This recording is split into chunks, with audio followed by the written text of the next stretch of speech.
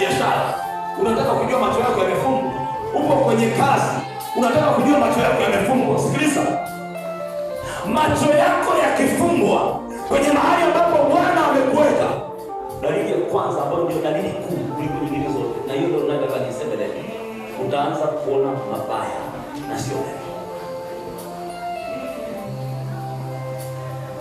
Kwenye ndoa aliyokuweka Bwana, tukisha kuja tukakufumba macho,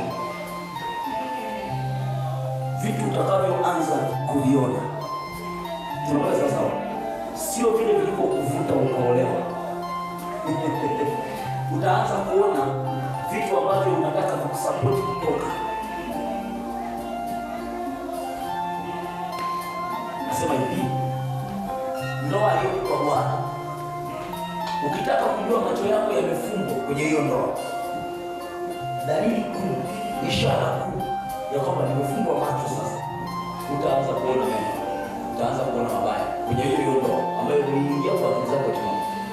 Na inawezekana mwanzoni aliyekuwa akitaka kukukataza, ulikuwa unamnunia, uongee naye na unamwona ni adui, lakini ghafla wewe mwenyewe unageuka kuwa adui.